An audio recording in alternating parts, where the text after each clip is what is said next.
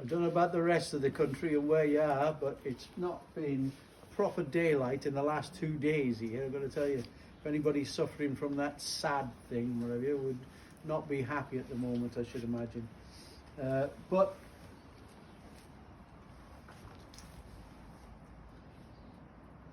we're still in the hills, still a bit closer to the good Lord himself up here, and a very good reason to be here. I was going to say, got no shout outs? No shout outs, is there? We're both looking at each other.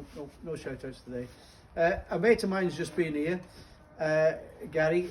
I call him Gary Roller because he's got steamrollers, and anybody who's followed my work would have seen that I pinstriped his steamroller for him once. Some of you, it was a right old do, to tell you the truth. It took me ages, one of you, but I was glad to do it for him.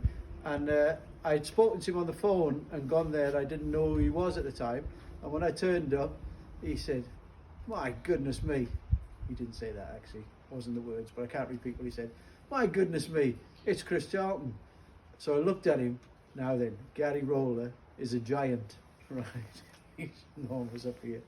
And I looked at him and I thought, whatever I did, it wasn't me, it was my evil twin. So I said, yeah, it is. And he said, "You don't remember me, do you?" I said, "No, I don't. But then again, I forget a lot these days." And he said, "We worked together on the roads when I was curb laying." And when he told me who he was, I remembered he was 15 years old, and he turned up with the JCB from his father's JCB, and he was contracting on the roads with his curb laying, digging the trenches and everything. So it turned out to be him. Anyway, long story short, he's clearing out his shed, and he said, "Chris, is there anything that you'd fancy, like, innit?" And I said, "Well, last time I was up there, I did notice a tool that you got for bending metal." And he said, "No problem." He's turned up with it. Have a look at this, everybody.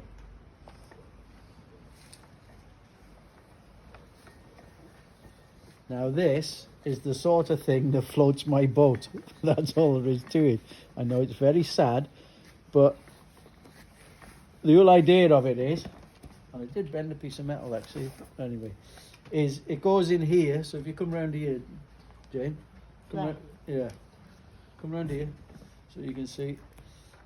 The whole idea is it goes into this roller. Under that roller, this you can adjust, okay, and it puts pressure down onto there, and eventually you can pull this out as well, okay.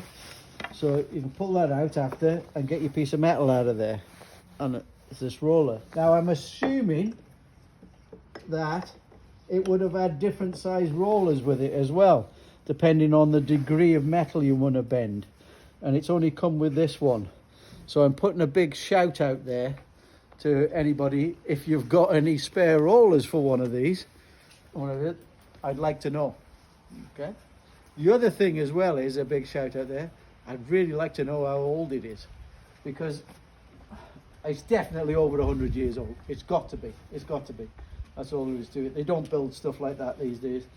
And I'm sure that this works as well today as it did when it was built. I'm looking at the handle here on it, and I reckon it's the original. And I'm looking at it, and it's forge welded. You know, it was one piece of metal, they've turned it over, and some blacksmith somewhere has forge welded that together there to make that proper do on it. And it's just marvellous as far as I'm concerned. I know I'm waxing lyrical about it. So 2 things: anybody got any spare rollers for it?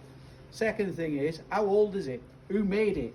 Where did it come from? Whatever, because I don't know and he didn't know. He bought it in a sale somewhere years ago, and he's having to clear it out, and now it's mine. How good is that, eh? Have a great day, everybody. Don't do too much because this weather's really cold. I'm going to go back in by the fire. Are you biting that? Are you biting the hair? There we go. God bless. Have a great afternoon.